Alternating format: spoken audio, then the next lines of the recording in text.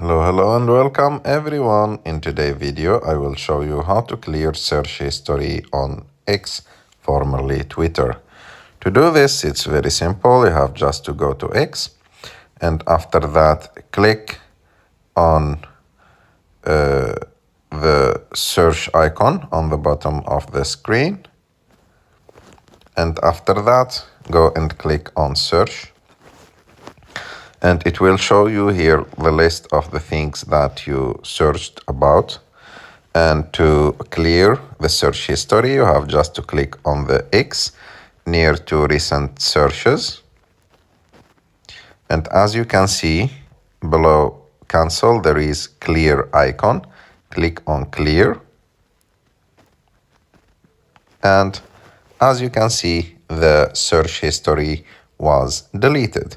I hope that you like this video. If you like this video, don't forget to subscribe to our channel to like this video, and see you in the next one.